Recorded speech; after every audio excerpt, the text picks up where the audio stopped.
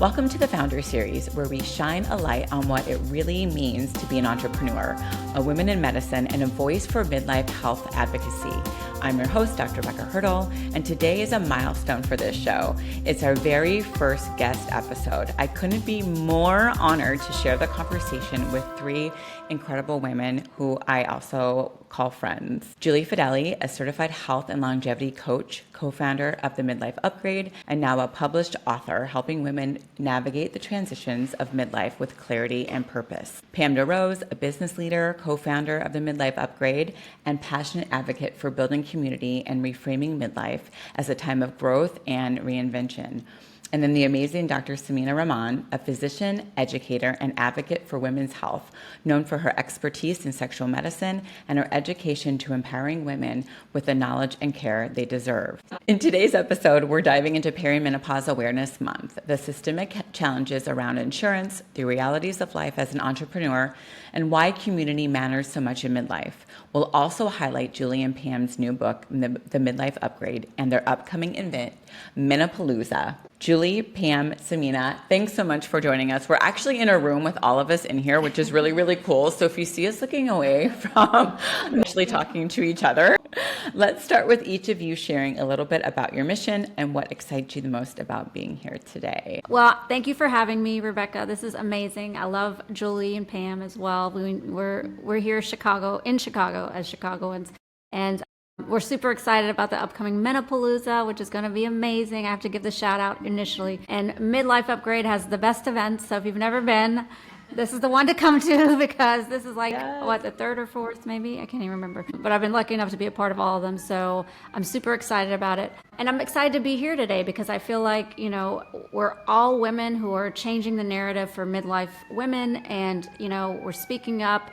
We're building community, and that is so critical for, people transitioning into this period of time as your hormones are in flux, as your relationships are changing, as you're losing people in your life. It's really important to build a community among other women who are experiencing the same thing, and I think that's why these events are so freaking popular. I mean, women, we crave the community, and we know that if you look at even research around cognitive fitness, when you have a community of people that are supporting you, that are helping you age, you live longer, you live better. So I'm super excited to be here and share this time with all you guys.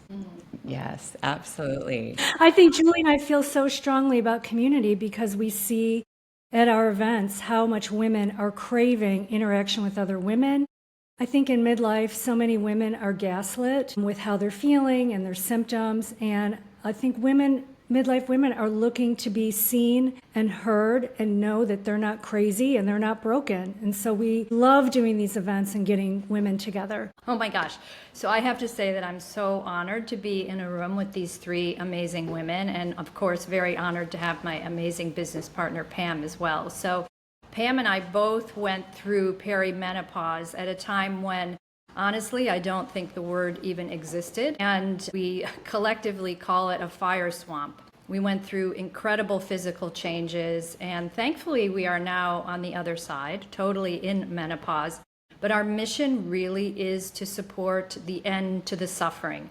We really deeply desire and are very committed to supporting younger women in having happier and healthier lives. And of course, our generations, Pammy's Gen X, I'm the last of the boomers. And, my generation especially really has suffered because of the 2002 WHI study. And I feel very fortunate that I feel very strong, and I'm here to make a difference. And we want you to come to Menopalooza. It's a very unique event, one of a kind. We wanted to go big and bold this time, and we'd love to meet you. We'd love to have you there. So thank you. And thank you, Rebbecca. That's amazing. They do plan the best events, you all. And so what's interesting when we talk about community is that's how we all met, right? So through this internet community of social media. So there's a lot of good things that social media comes through as well. But so last year was the Menopause Society meeting was in Chicago, and that's when I finally got to meet Dr. Rahman in real life, and she had her 10-year anniversary at the time, and it was just incredible to be able to again, this community of, midlife women and being able to connect. Pam and Julie were holding an event and so graciously invited myself and another colleague through another colleague of ours, actually part of our Dusty Muffin crew in our other podcast. And then just, everything, friendships flourished from there, which is just so much fun. And we all have, the same visions, the same passion about helping midlife women and creating community and care and adequate care and equal care for women in midlife, which is just amazing. It was so funny yesterday. You guys all know Dr. Shiva Gafrani. She was in Chicago for the Women in Medicine Summit, and she came by my office around lunch, and we had someone bring in lunch that was talking to us about stuff, and I was like, Shiva was in the conversation. And there was another reproductive endocrinologist that was there, telling us about her practice.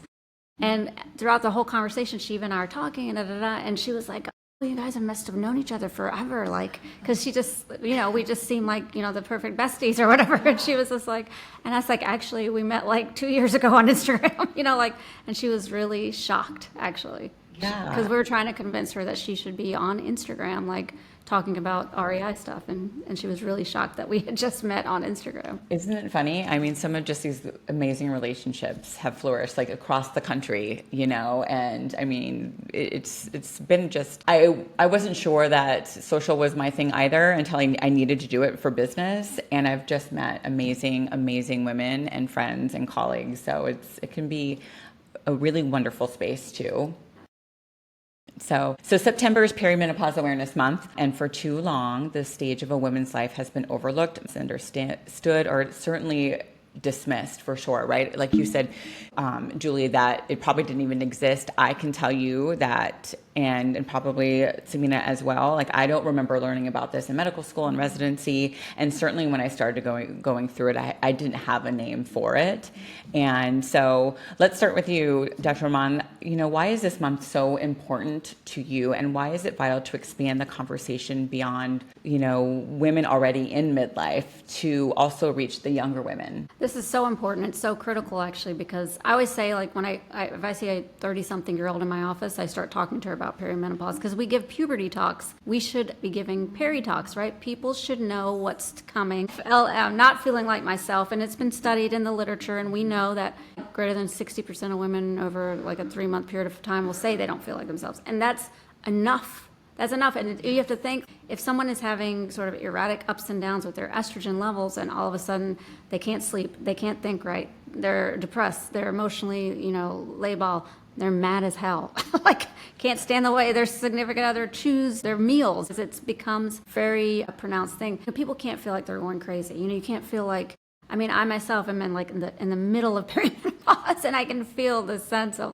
how it does. It makes you feel kind of nutty sometimes. And it's just nice to know that, there are things that we can do for it. There are lifestyle modifications, there are hormones, there are, sleep modifications. There's so much that we can do to help other women navigate this period of time. And, there's again, building community, which is so critical, I think, as we age. It's really important. This is the second year that they've had Perimenopause Awareness Month. And I got a scroll thing from Governor Pritzker saying that Illinois has declared, Perimenopause Awareness Month for September, which was really nice to see. Oh, that's awesome. So many states, I was at 11 or something, is that what Perry wrote recently?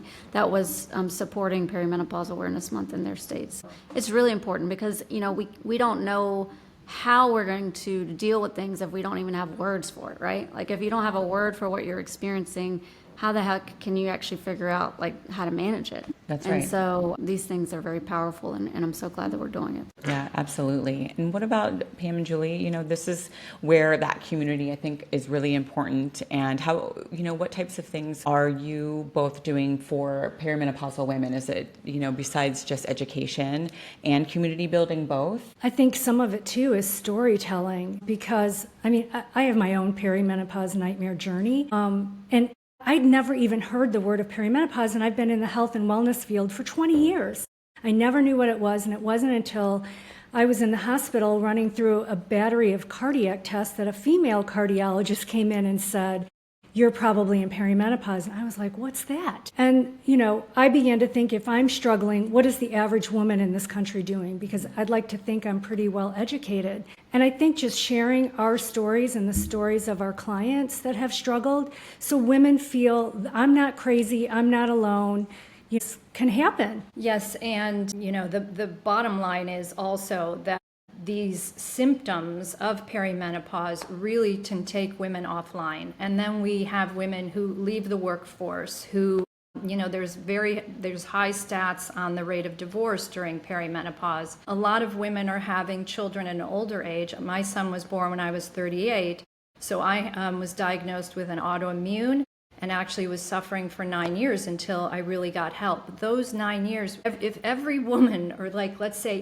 80% of women experience that, then we have all these women with all this sort of chaos in their lives. So, last night, Dr. Rahman and Dr. Kasperson and Dr. Gofrani were having a wonderful conversation, and Dr. Kasperson was saying that there is actually a lot of data and research, right? And a woman went to her doctor, having a conversation, and the response was, there's not enough data. And Dr. Kasperson was like, yes, there is data, and we really need more research. Melinda Gates giving this $100 million contribution to support research in women's health. So the more commitment, we need every woman who even can just raise their hand a little bit. And that's what Pam and I are doing, really raising our hands and saying, we want every woman to have her strength, her power, and just as I said earlier, a healthier life, because it makes everything better, right? We take care of our kids, we take care of, our families, and so we're here to do it. Yeah, and I'm going to touch too, I think, on this perimenopausal state too.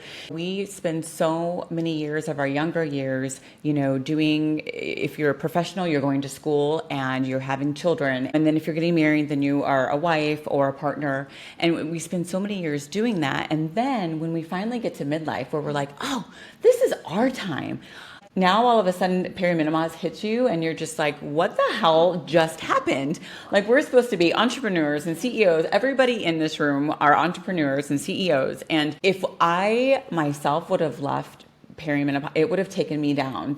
I couldn't function. I couldn't remember. And I, still, even with hormonal support in perimenopause, right? It's not going to be perfect until I finally hit menopause, and I get that. So there's still ups and downs and monsters that coming out on the claws and the, wanting to leave. And it's definitely not as bad. And I felt that when I forgot to change my hormones. And so I went weeks without, and I thought, what is happening to me? And it reminded me, like, oh my gosh, I'm going back to where I was before, and I cannot do that. That was awful. All of those symptoms started coming back. So, this whole thing about these women really, really suffer, and they don't know why they're suffering. It legit, I don't know about you, Sameena, but they come to me saying, I just don't know what it is. It classically is, I don't feel like myself. They don't know what's going on. They don't know why, and they're really, really struggling. And I also find, irritability is such a huge symptom that we see. And nobody even myself, I get so irritable and angry at people that I love so dearly. And that just upsets me. Then I just cry about it. I'm like, why did I just do that? Yeah. And I'll tell you, because even my 6-year-old at home, when I get irritated with her, she says, Mama, is this Scary Perry? Is this what that? Oh, I love it. She calls it Scary Perry. Yes. I'm like, yeah. But you put a name to it for her. Yeah, I love that. Sorry, that was just Scary Perry. I should probably she do just that comes out sometimes. But when you sometimes she's like, I like that you named it. Yeah, I called it. And so, and then Jen's like, my other one's just like, Mama, and I'm like, she's like my 13-year-old's trying to go through puberty right now. And so we're always like, they're scary, everything. Yeah. I have a 14-year-old still, and it's challenging. It is challenging. I know I get offended by my family saying to me, oh, do you need to check your hormones? Or are you just hormonal? And that's probably true, but I certainly don't want to hear that. But I love a name that kind of makes it more lighthearted, where you kind of are just joking, like, yeah, it's Scary Perry. So we may have to coin it and give all to Sameena because it's a nice thing to say. And I think, because even at home when my girls, because right now everyone's back at home, which is so much fun, they're obviously cycling too. And so it's a little bit more regimented. So we're all at home and, we can all get irritable. So we usually say it's moods, or I have a 14-year-old and she really, really gets moody. And then it's just, the poor guys there. Giving it a name, making it lighthearted, but not making it to where it is looked down upon like, oh, it's your hormones. Do you need to put another patch on? Because I certainly don't want to hear that from my partner or probably my kids, even though that may be true. Because like you said, afterwards we feel really bad. And then that just puts more pressure on us and we get, I think, more down and depressed and about the whole situation. If I can just say, I think men need to be part of this conversation. My husband would be the first one to tell you, he's so happy I'm on hormones. I'm like a different person. And he's like, I don't know why men are telling their wives, like, I'll be happy to pay for hormone therapy because it makes their lives better too. Yes. And isn't that part of the education? So I think part of this education is, our sons, our daughters, and grown men and women. So at that, at any point, just as we're transitioning, like we're talking about puberty and we talk about pregnancy and we talk openly about all of these things, but the conversation stops after those reproductive years. So true. I mean, if you have to think about when you're pregnant and how many random people want to come touch your belly because it's just out there and people, which is not okay, by the way. But yes. I mean, that's how much people feel like they can be open about pregnancy. And then yet when your reproductive years are over, the door closes and nobody, let's not talk about it.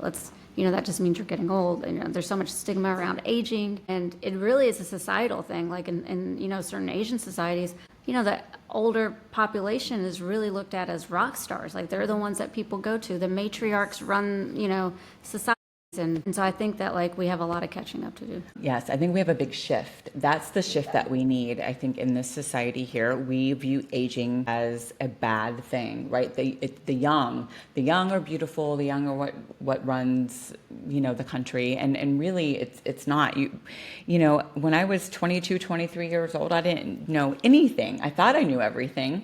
But boy, fast forward 25 years later and you're just the amount of wisdom, the friendships, the relationships, what I know now through just life experiences are so, so different. And why we are scared and look down upon that is, I don't understand that either. I mean, you have to think about, women live a third of their life in really poor health. And that's why, look at nursing homes. It's all women who are widowed or never got married or, whatever, can't think because they have severe dementia, they're peeing on themselves, they have no mobility, they're frail. Of course, who wants to live that life, right? Nobody dreams of being in a nursing home.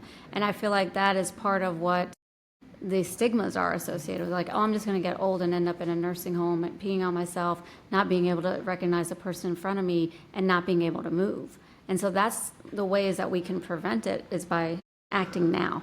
Do you feel like that's been a societal thing where they're not showing enough of midlife women who are taking care of themselves, who are strong, who are running businesses and owning things as well? Yeah, definitely. But I do think we're seeing more women getting active on Instagram who are older, and they're great role models. Women who are working out, they've let their hair go gray and they're still stunning. Wearing fashion, I think that's fantastic. There was a meme that was going around during the Super Bowl when Jennifer Lopez was on the Super Bowl. Do you guys remember when she did the Super Bowl halftime show? And she's on a pole and it says, this 50-year-old in the 80s was Rue McClanahan from Golden Girls. Yeah. What's her name? Deb. What character did she play? Blair, the one that was Blair. Yeah.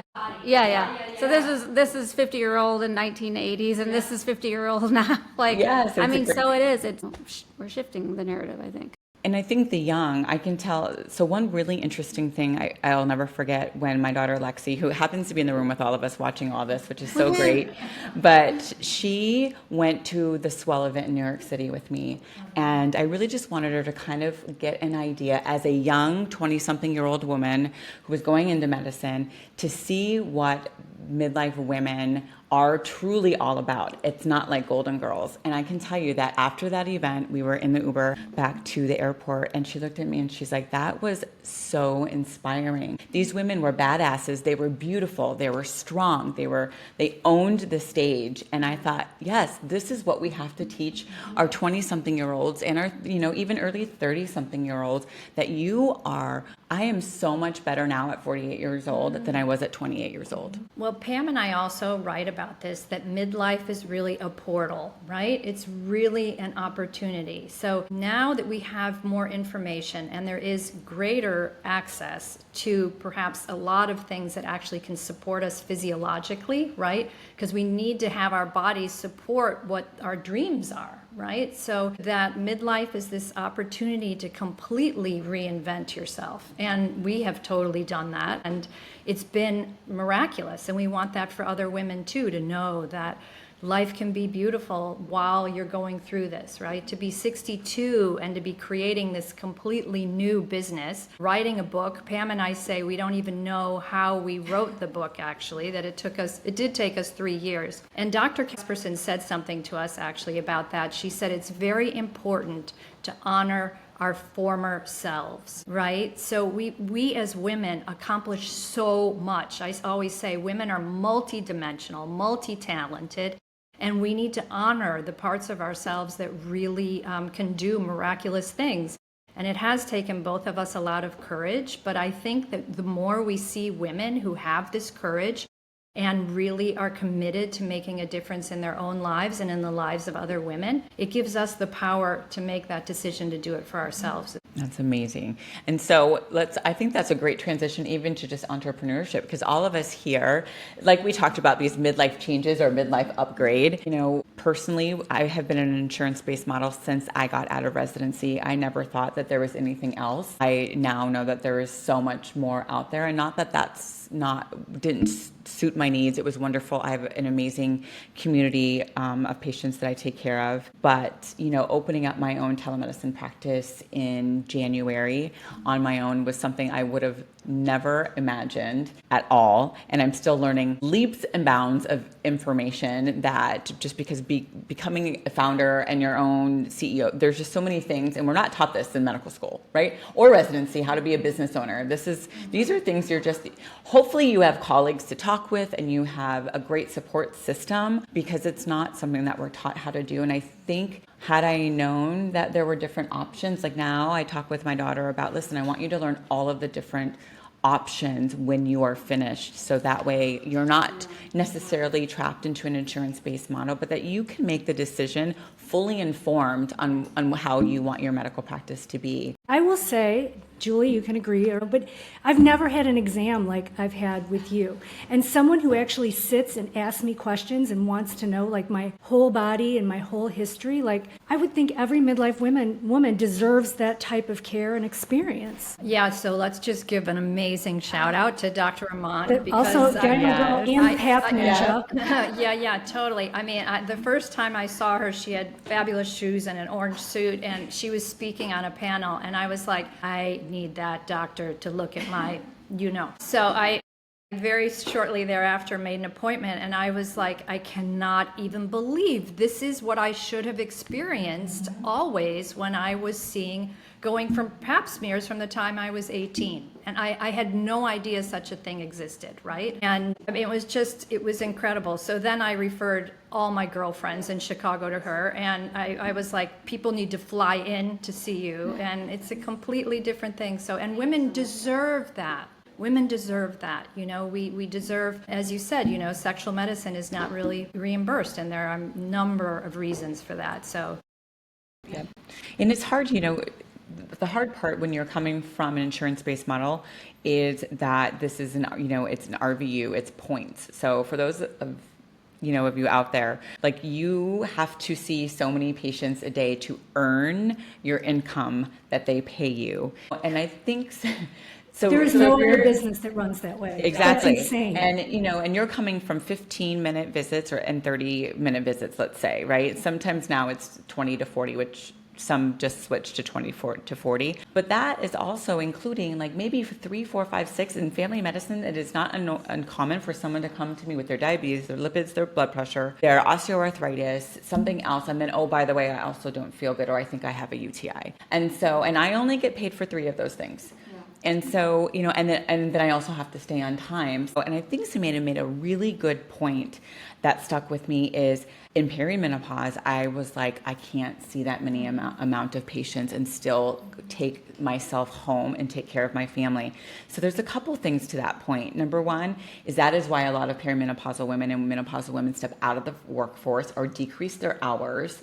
So that part is just so crazy that we have to do that. But I agree. Like I went from probably 25. I think the most patients I saw for family medicine in a day was 38. And it was crazy. And so, but I have noticed even over the last few years that I still see 25, maybe 26, which can still be a really long day.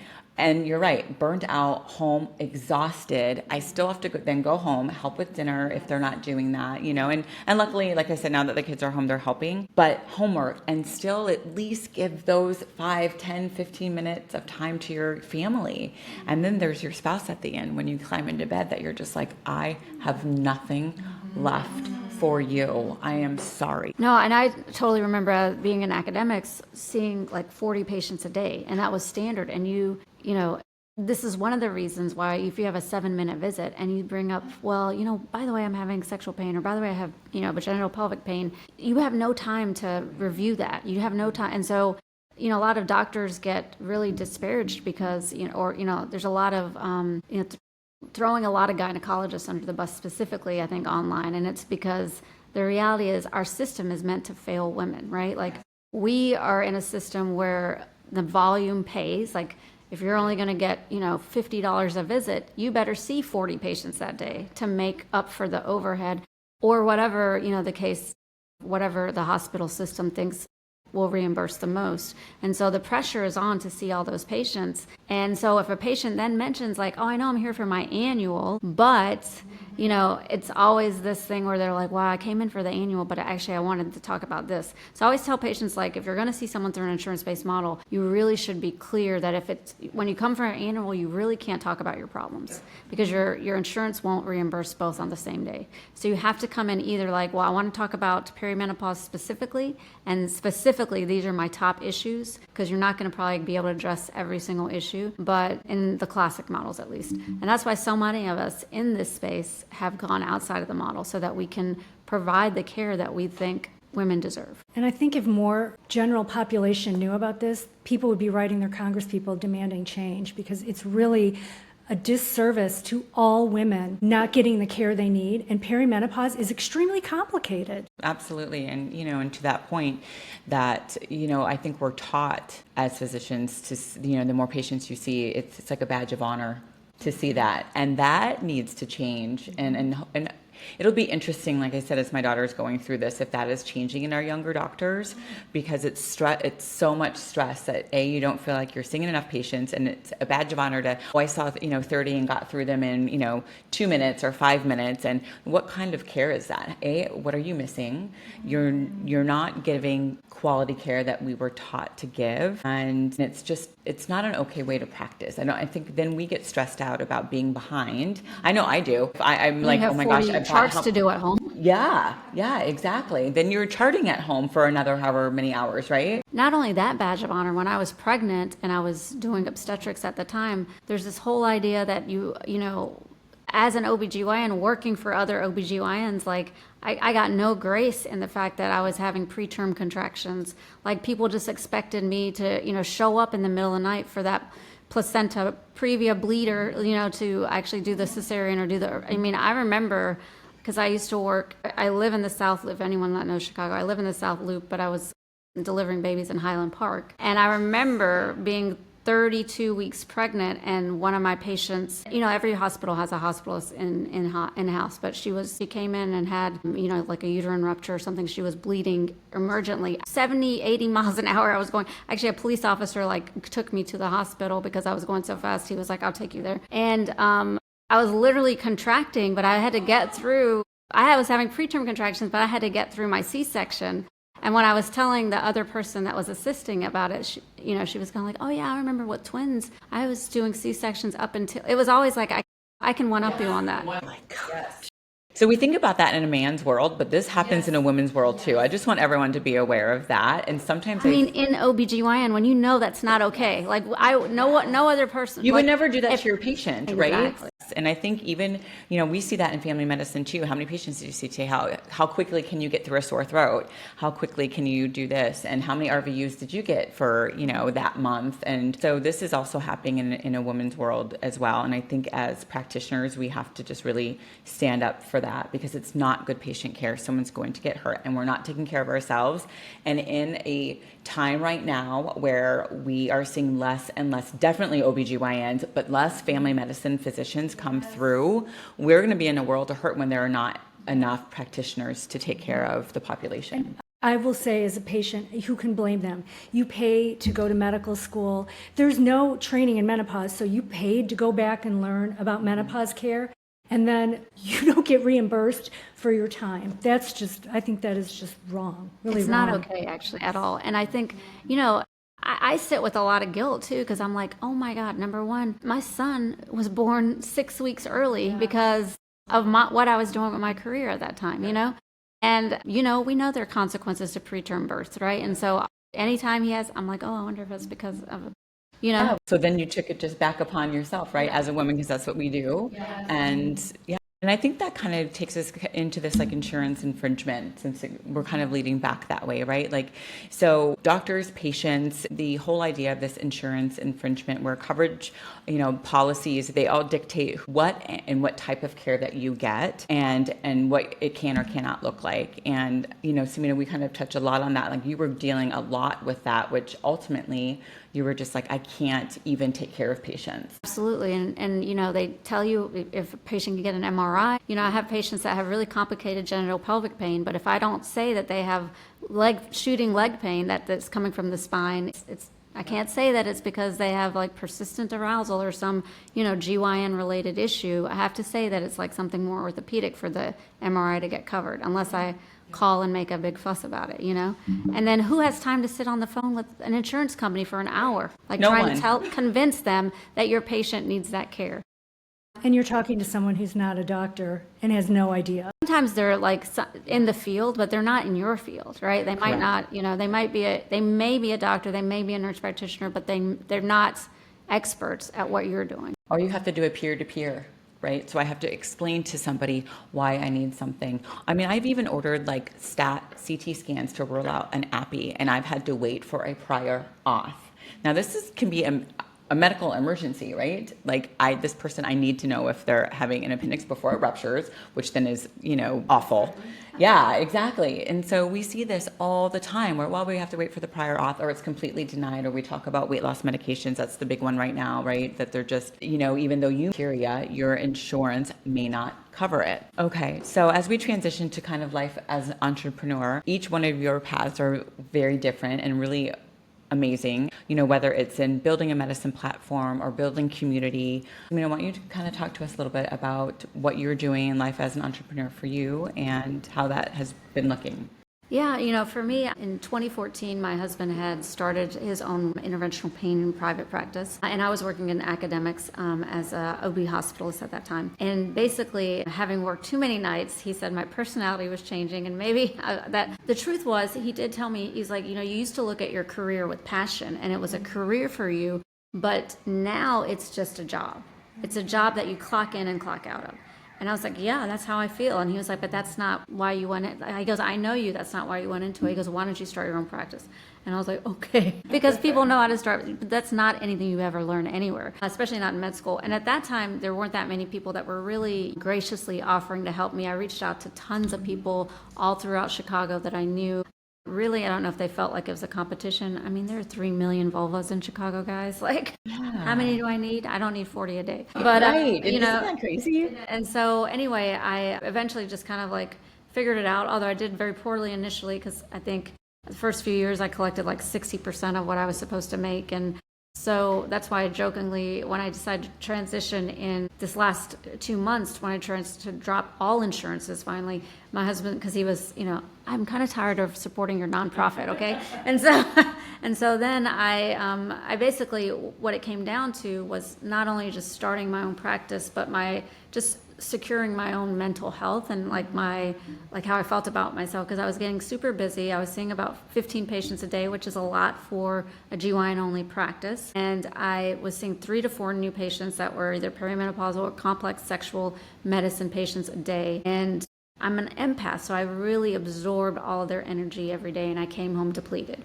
I had nothing to give to my family.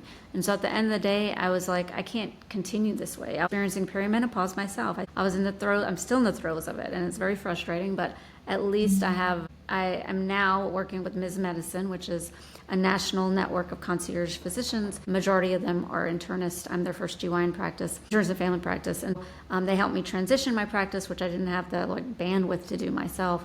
And I feel much better just knowing that I don't work for an insurance company. I feel much better knowing that I have control over my practice. Of course, I'm upset that I'm not as accessible to, so many women that I feel like I was helping. But, I also provided free care for years because I wasn't getting paid for a lot of what I did. And so at some point you have to pick yourself and your family. And I finally did that. And again, I had middle life clarity.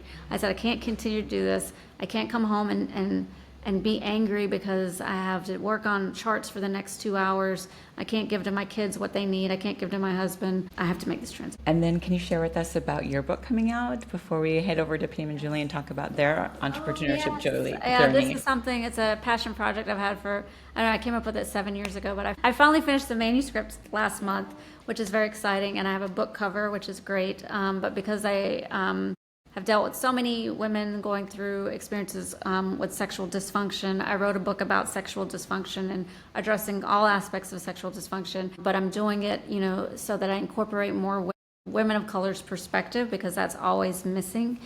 And so I'm calling it Brown Girls Disease, Guide to Sexual Health and Empowerment Through a South Asian Lens. And so it's of course, I would appreciate anyone picking it up, because I think if you have any concerns around your own sexual health, you will find it to be very elucidating and funny. But I think that, specifically, I feel like for people taking care of South Asian women, brown girls of every type, that they can learn a lot about some of the things that are experienced uniquely to that population. It's amazing. And how about Pam and Julie? Let's talk about your entrepreneurship and book and events. Well, both of us have had quite, I think for our age, we've lived many lifetimes in one life. And I think both of us are serial entrepreneurs. I've had for sure. multiple businesses. Right. And so, I started my career in crude oil futures. So perhaps I'm like, this is some kind of, not to use the penance, that now that I am doing all these things, to really support women. Someone asked me the other day, they were like, Julie, how are you friends with all of these doctors? And I think a part of me in college really just knew I wanted to serve women. And I did some amazing things in college, just counseling women who were in prison and all kinds of things. So I've sort of always had this through line to really be an advocate for women. And when Pam and I became friends like 10, 12 years ago, we were in another business together. And my background actually is in finance, and then I did a pivot when I started practicing meditation 35 years ago and began studying the healing arts, which I did for 7 years with a woman who was a physicist with NASA who quantified the energy field in the early 90s.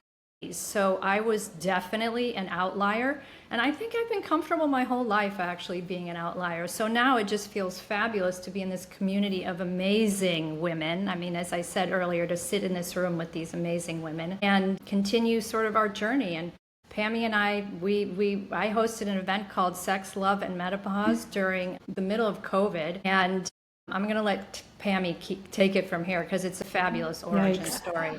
So I hadn't seen Julie in years because of the pandemic, and she hosted this event. She always had great events, so I decided to go.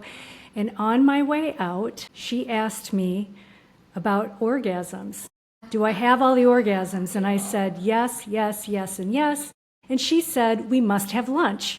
And that's really how Midlife Upgrade started. But I'm a serial entrepreneur. I've been in fashion. I've been in, the design industry. I've been in freight. I've had a store fixture company, and I've done all of these things. But my true passion has always been health and wellness and educating people on how they can feel their best. And it wasn't until my journey that I decided I wanted to do something to help midlife women because I didn't know what was happening. And I thought, if I don't know what's happening, there must be a bunch of other women who don't know what's happening.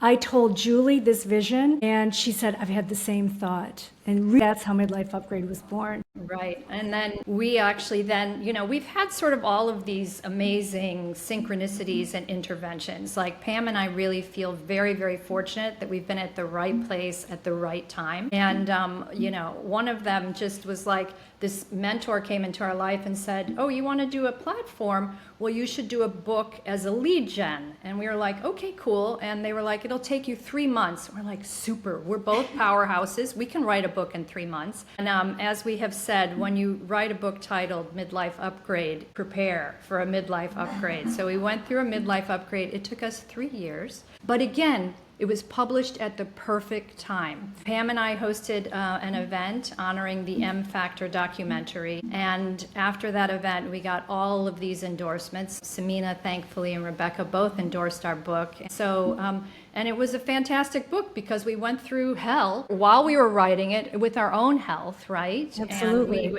we had all of our prior experience of perimenopause. And I just want to say, getting to know all of these amazing women in this space, these are some of the most lovely, generous, thoughtful, giving women I have ever known. Truly, it's amazing. So I think it's really interesting. We went through so many amazing points here that, midlife is finally gaining visibility in the media and healthcare and business, that the rise of online communities, podcasts, and digital platforms is fantastic. And then why it's really important for women's voices to be present and leading the way in this space. It's been an amazing conversation, but before we close, I'd love to have each one of you to share one final thought. What's the one thing you most hope that women listening today will carry with them? And we'll start with Sameena. I think it's really important to understand your own body and to know what's happening with you, but also to know that you have to take ownership of it. No one's coming to save you, right? I just did a Substack on this the other day that really, really and truly, you have to take control to the best that you can. I mean, sometimes life throws things at you that you cannot control. But when it comes to your own health and your own longevity and your own, happiness and all the things, you have to try to do the best you can for yourself. At the end of the day, yes, you care for, maybe a spouse, maybe you care for kids, maybe you care for parents, maybe you care for your patients or, your clients and whoever else, but you need to care for yourself too. We have to invest in ourselves. And I say this as someone who probably hasn't invested in myself enough, but I'm trying. But this is why I switched to a concierge practice, because I had to invest in myself too. I'm going to ditto what Sameena said. I was going to say advocacy. You're not broken. There are solutions out there. There are people to help you. Absolutely invest in yourself, because your wisdom and your life matters. We need more midlife women stepping up. I really believe that in midlife, a circle of women, a community of women is a lifeline. In my late 40s, began very consciously creating community. And I know that when a woman is actually in relationship with another woman, as I said, sitting in the room with these 3 women, that it gives us power and strength and hope to know that we can create different things for ourselves. So I think it's really important. I know what happens during perimenopause and menopause is sometimes this experience of wanting to go within because we don't feel okay. Whatever's happening, we don't feel okay, and we're not really comfortable necessarily with other powerful women. But to sit in a room with other powerful women, we remember what we're capable of. We remember our potential. So I say, I'm going to say a plug for Menopalooza. Come to Menopalooza, because that gives you an opportunity to be in a room and see women on stage and women sitting next to you who are open and, as Pam said, loving and generous, and really are committed to creating a different world for women. So Julie, Pam, and Sameena, thank you all for your honesty, your wisdom, and your leadership.